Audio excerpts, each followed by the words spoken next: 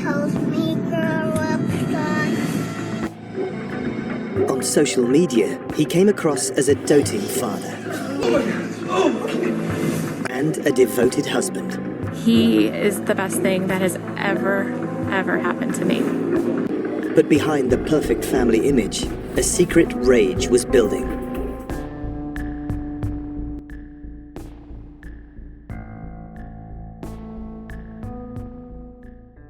Yes. Okay. What's going on? So my friend, we were out of town for a business trip this weekend. Right.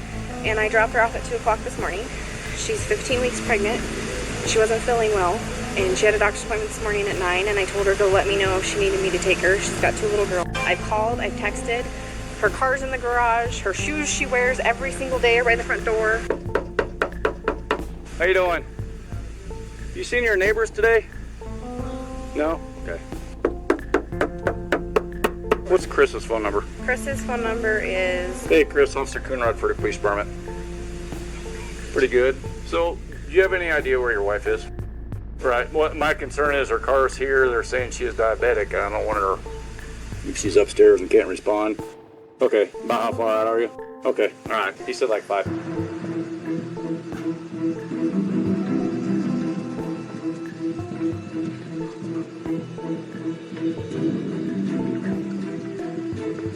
Scott, how you doing? How's it going? Chris? Yeah. Hey, are you okay if we just walk through and then look at her phone if it's still up there? Yeah, it's up there. I guess.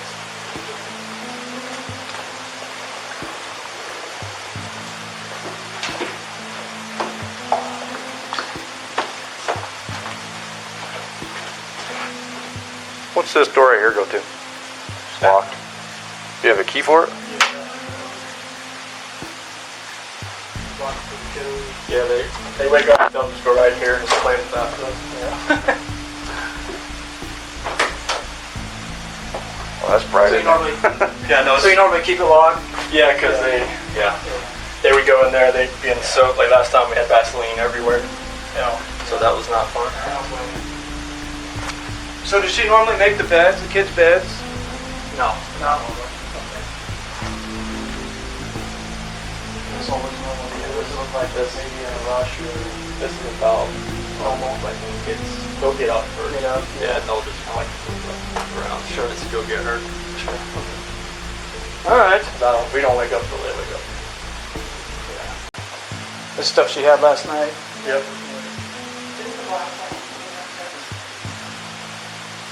What's this? This is... Oh, that's just some Antarctica stuff. Is that your stuff? Yeah, that's the stuff I was going to give to people because they don't fit me anymore. Oh, these are your jeans? Yeah, it's like 38s. They're way too big now. Okay, well, give us a call or anybody if you hear anything from her. Otherwise, I'm going to start putting together just in case we need to pull the trigger for a missing person. Yeah, I'm going to try to run some things down using her phone and then see if we can't find somebody. If nobody's heard anything at all, then we'll probably pull the trigger a little bit quicker. Go that route, so. I mean, you can do that now. You know, there's no reason. I mean, as far as like walking through fields and stuff like that, I mean like hospital. You can do that now. If you guys want to start that, there's no reason you can do that right now. Okay. Absolutely. So the other things I'm going to do is a little more detail as far as digging into friends and addresses and things like that. But by all means, you have to call hospitals and hotels even. She's checked in anywhere, whatever. But all right, I'll start with the friends list and maybe friends that either one of you know about. So I've called everybody that I know that she would talk know. to. Okay. All right. Did she have one of those numbers? I've got some of these. Okay. Want to talk before we go? What about bank account checking into that? Do we need account numbers or anything, or have him call? Yeah, find any credit cards. That's why I was asking about the credit cards if they're any missing. But none of yours are missing either. cash? She usually carry cash with her, or no? Cash I never answered is still in the Still in there. Because I paid her for the hotel because I'm fine and not paid her taxable. Okay. Well, I got your numbers, so I'll be in touch. If one of us will be in touch. We got it. There's some things we have to do before we put this flat on this person. Is it good or bad that you know my son? I just have to ask. I know everyone. Comes with the job. Yeah. Good or bad? No, he's not a bad thing. He's friendly. Well, good or bad, I get to contact everyone eventually. Okay. So if it does go missing person, we like set up like a. I'm not sure like how that works. No, actually, it's really not that. Okay. Yeah, it's really not like that. What it'll be is in the computer system, so when she pops up somewhere, and then on top, everybody looking around, asking around. So really, what it is, we're going to go back and do now is part of that process, the missing persons process, is because we want to find out where she had the kiddo involved. Yeah. Too. So they definitely want to run that part of it. Is this a pretty current picture? No, No? I've got one. Oh, you did? Yeah, Okay. no Facebook is old. So. Okay. So that's where we're starting, and like I said, we're start calling around by all means. On the morning of August 13th, 2018, at around 9 a.m., Nicole Atkinson felt a growing sense of unease. Her best friend, Shanann Watts, was not answering calls or texts, a behavior completely out of character. Concerned, Nicole called the police. She explained that Shanann, along with her 2 young daughters, was missing. Even more troubling, Shanann, who was pregnant, had missed an important doctor's appointment that morning. Something was very wrong. The police officer pulled up to the house, where the missing woman's friend was already waiting. The house looked untouched. No broken windows, no open doors. When the husband arrived, the officer wasted no time and led him straight to the garage, revealing the missing woman's car parked neatly inside. Dust settled on the hood, undisturbed. If she had left with the children, she hadn't taken her car. As the officers entered the house, an unsettling silence greeted them. They began their search in the living room. It was there that they spotted something strange. The missing woman's purse, carelessly tossed onto the couch. After thoroughly searching the home, he decided to reach out to the neighbor who had security cameras positioned around his house.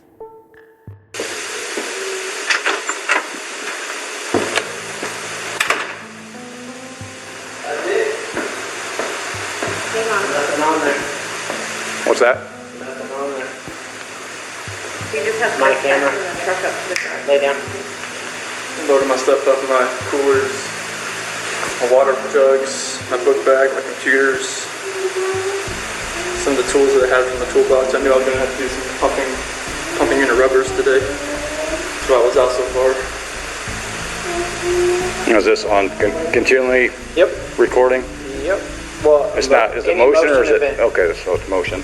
Any motion event that happens, but I get cars driving from this street, and this is him at 517.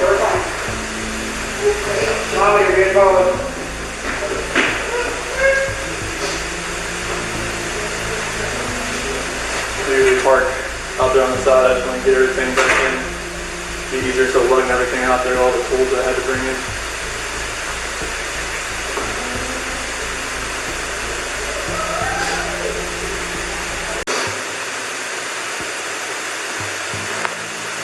What else can I do with this?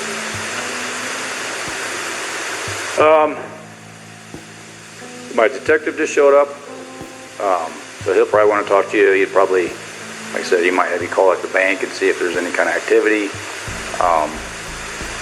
Because if there was any sort of action out On there, his cameras, I would have got it. like Right.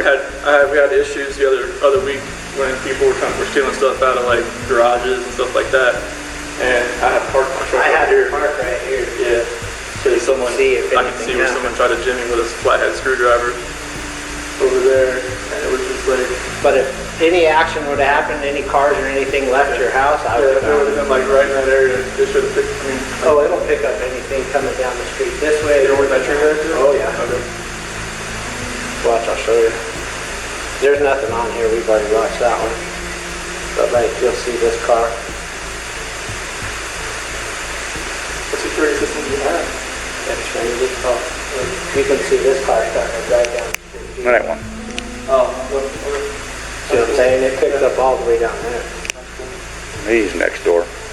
Can we go? I was talking about dispatcher. It'll be close for. Because yeah, we can pick up cars coming this way. I get anything coming this way and making this turn. So, and usually at night I pick up the cars pulling a here turn. So unless they pulled right here, Yeah. but I would have caught her walking out.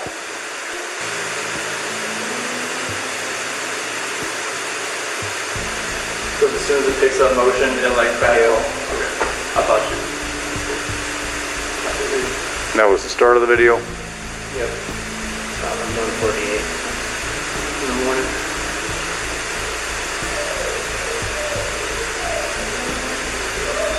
I didn't pick her up going into the house though. It didn't. And I usually pick him up when he comes walking through here. I pick him up. So it doesn't show her walking into the house. And you know it's still live because it's live moving. How long does it typically record for? 30 seconds, I believe, at a time. But this is at 148, and then the next one I have is 105, whatever. So nothing, no cars came through, because I guarantee, with the headlights, it picked up the headlights automatically. And my Vivint said that at 5:27, my garage door was left open. But that could have been the sensor as well. It says it was shut during the day, but I think when Nikki's son, he may have tried to move the door around, maybe when they were trying to get in the door, in the garage door, and it probably broke the laser there. That's because my alarm started going off. Well, I know he said the front door he tried going in, but he had the lock up. That's for So the that kids, set so it they don't off, get out. right? And our remote on the outside doesn't work anymore. It got wet. And the whole radio on the ground. So yeah, that was it. All right, appreciate your time. Thanks. Hopefully something comes up here.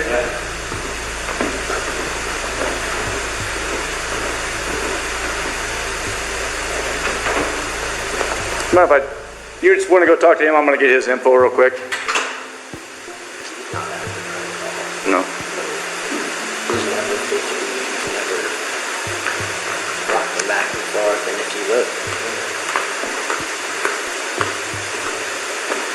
he never loads his stuff in and out of the garage ever. Right. And it doesn't look like he came from right here. It looks like he came from down the street.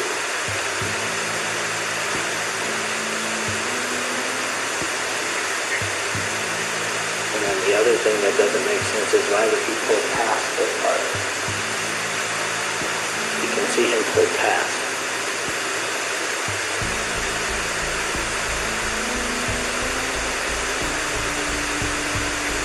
Are you able to record this? I'd have to call Comcast, but I can get him to do whatever. But watch, you'll see him get out. And he walks back and forth a couple times.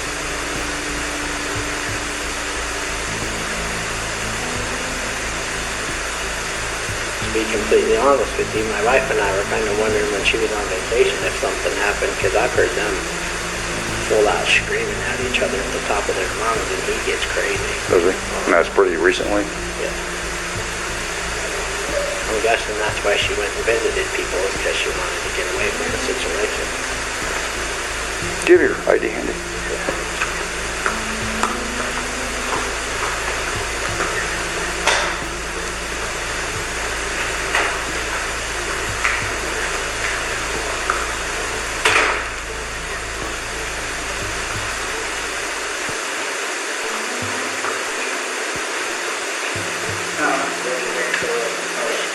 Hey.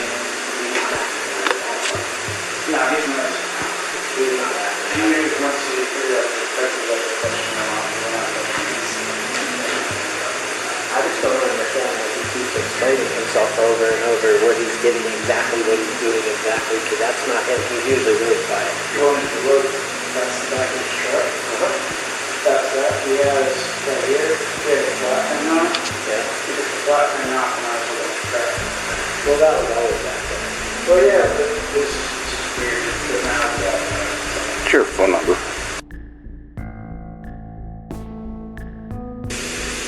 He'd be fine.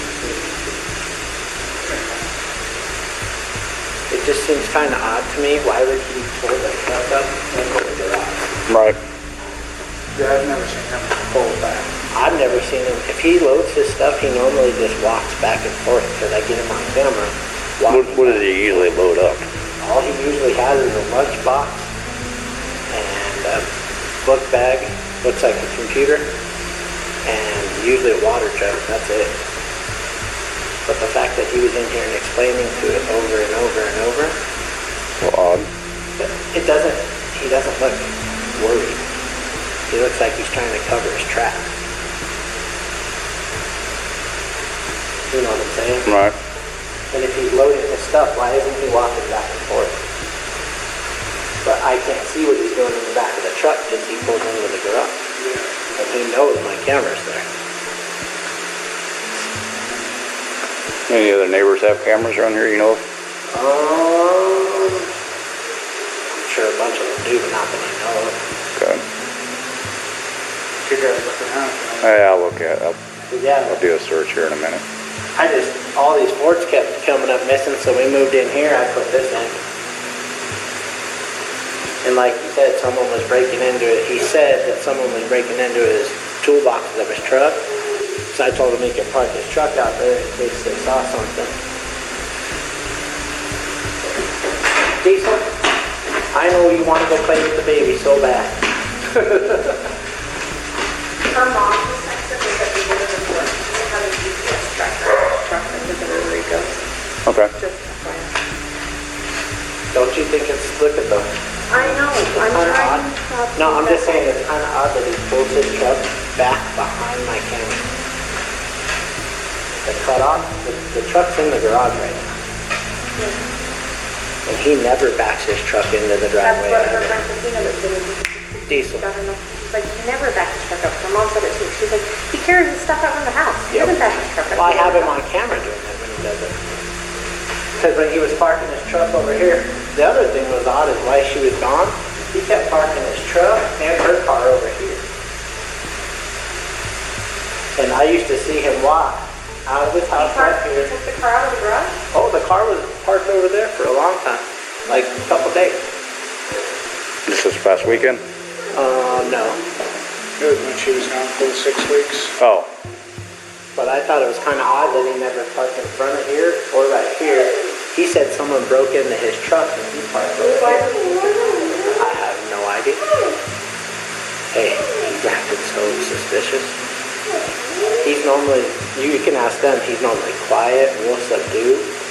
He's over here telling you 3 times what he took out, what he did, what he did, what he did. He's very, he never talks.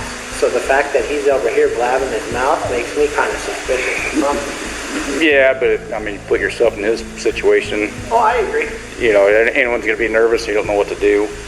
No, I agree, but I'm just saying the way he told you 3 times what he brought with him, why is he telling you exactly what he brought with him instead of saying, oh, they didn't see anybody out here, he didn't see anybody doing anything.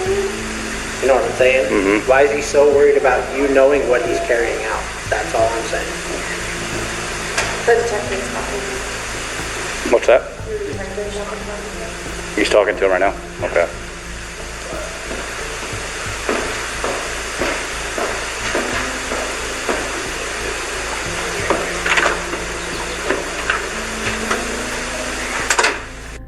The neighbor quickly agreed to provide his footage, eager to help with the investigation. On the video, something unsettling was revealed. At 5:35 a.m. on August 13th, 2018, Chris Watts, the husband, was seen driving his pickup truck into the garage. However, what was odd was how he positioned the truck in a way that made it impossible to see if he was loading anything or anyone into it. After stopping for a brief moment, he drove away, disappearing from view. Hope that she's somewhere safe right now and with the kids. I just want them back. I just want them to come back. And if they're not safe right now, that's what's tearing me apart. Because if they are safe, they're coming back. But if they're not, this has got to stop. Like, somebody has to come forward. As the investigation progressed, it became clear that the police needed a concrete way to determine whether Chris Watts was being truthful about his role in the disappearance of his family. A polygraph test was the next logical step. And the coolest thing about this is right now, there's only one person in this room that knows what the truth is. And in about 5 minutes, there's going to be 2 of us. Did you physically cause Shanann's disappearance? No. Are you lying about the last time you saw Shanann? No. Do you know where Shanann is now? No. This portion of the test is complete. Please remain still while I take the instrument out of operation. The results indicated that Chris was not being honest. His body was betraying him, and the examiner concluded that he was lying. After the polygraph test, investigators led Chris Watts' father, Ronnie Watts, into the interrogation room. Fully aware that a meeting with his father could have an immense emotional impact, they left the room, watching through the one-way mirror. What's going on with this polygraph failed it. There's too much emotions.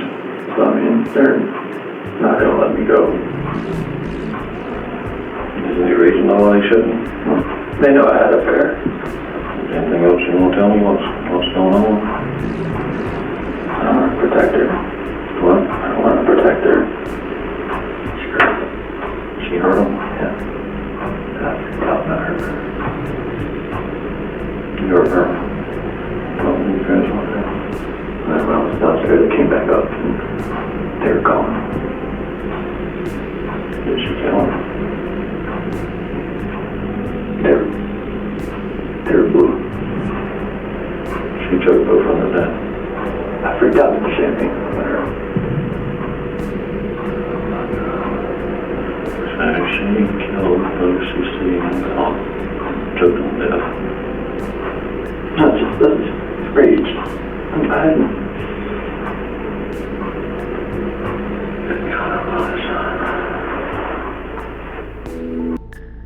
Alone with his father, Chris finally cracked.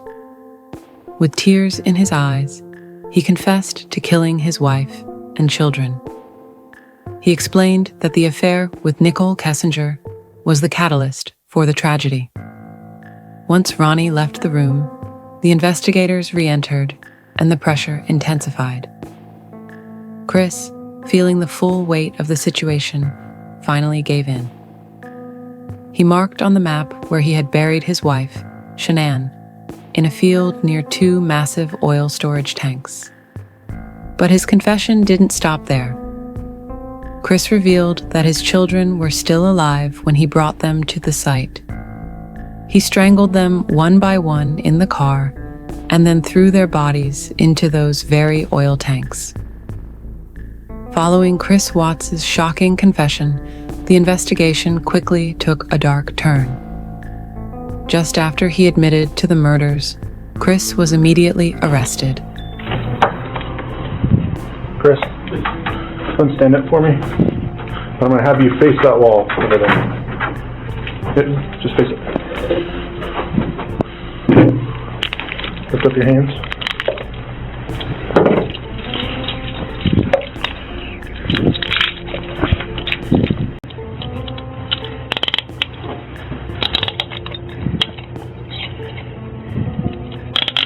Okay, go and face me. Okay, you don't have anything on you, right? Okay, nothing in your pockets? Okay, go ahead and face that other wall behind you. I'm just going to search you real quick. Search your legs. Further.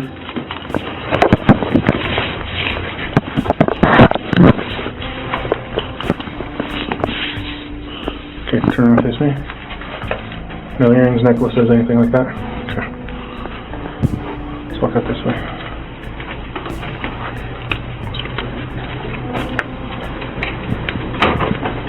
Go straight.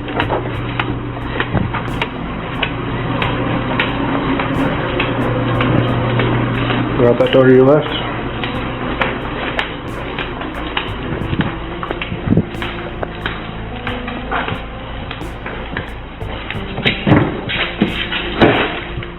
Seat.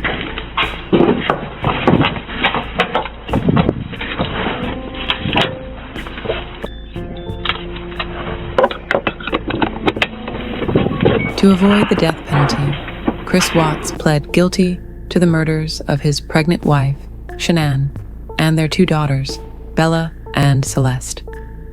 As a result, he was sentenced to 3 consecutive life sentences without the possibility of parole, plus an additional 84 years.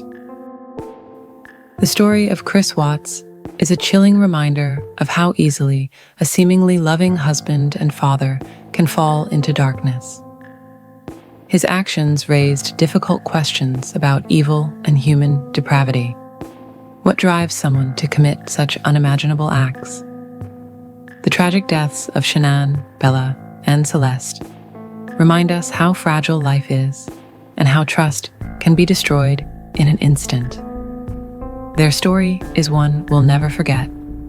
If you found this case unsettling, don't forget to like and subscribe for more deep dives into stories that leave us questioning the darkest sides of humanity.